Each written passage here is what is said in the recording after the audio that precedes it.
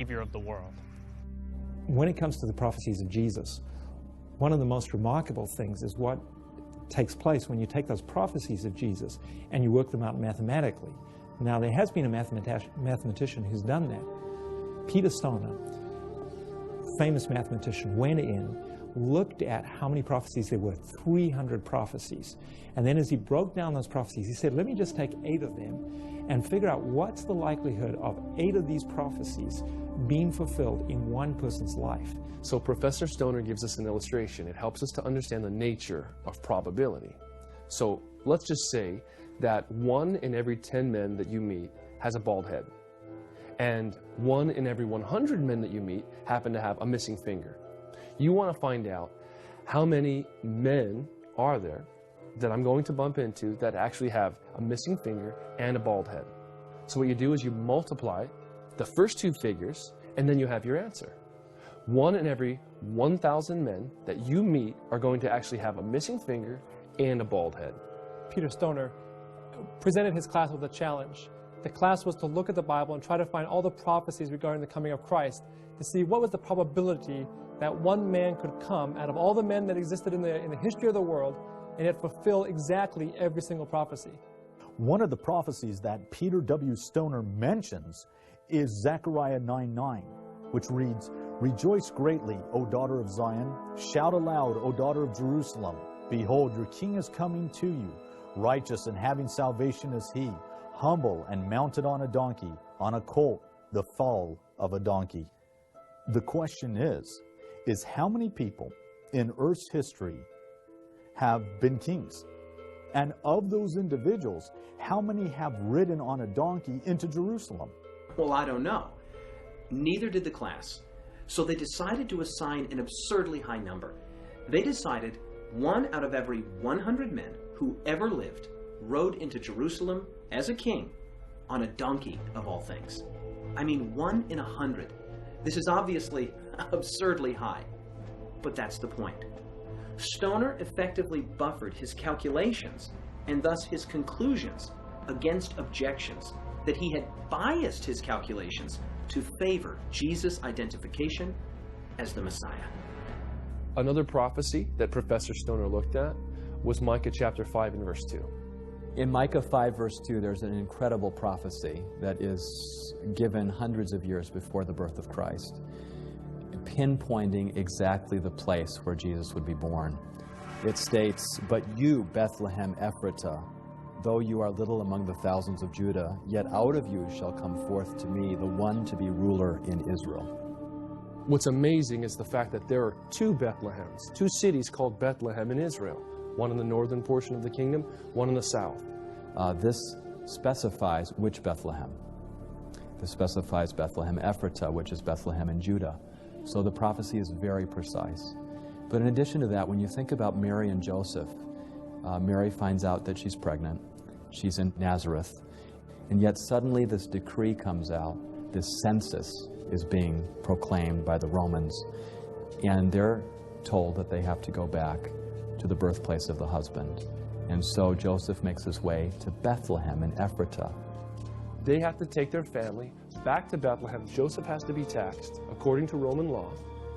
Jesus is born in Bethlehem.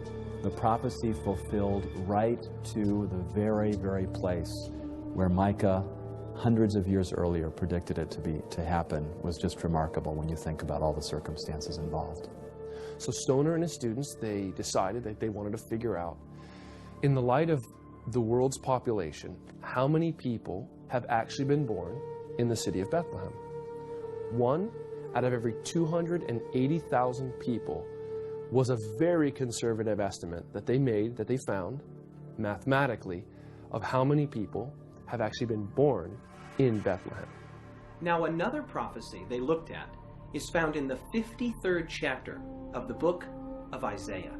He was oppressed and he was afflicted, yet he did not open his mouth. Like a lamb that is led to the slaughter, and like a sheep that before its shearers is silent, so he did not open his mouth.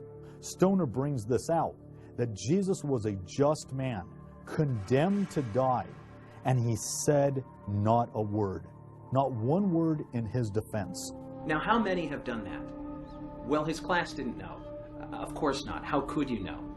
So here again, they assigned a conservatively high number.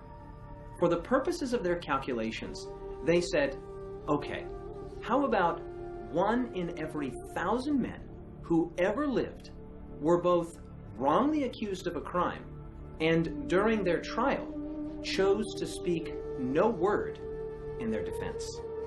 And then as he broke down those prophecies, he said, let me just take 8 of them and figure out what's the likelihood of 8 of these prophecies being fulfilled in one person's life. So just with those 8 prophecies, he said the probability of one person fulfilling all 8 was 1 in 10 to the power of 17.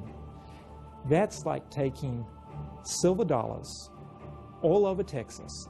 They covered the entire state.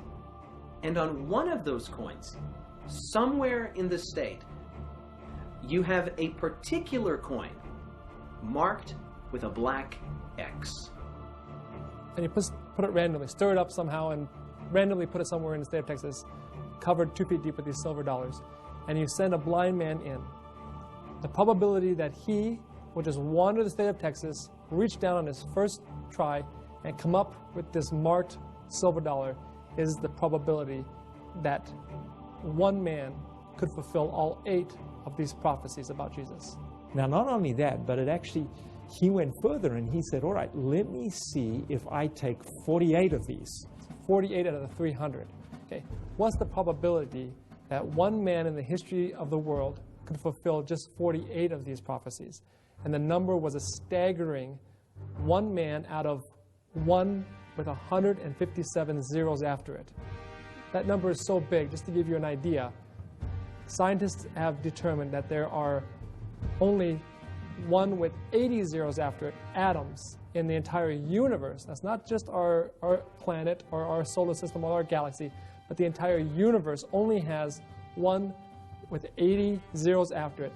There's not even enough atoms in the universe in order to hold that number. Now, this answers the question about some people say, well, maybe a lot of people have met these prophecies. Maybe it's not just, Jesus, that you could have a whole bunch of people who meet all of these prophecies. But that's just not possible.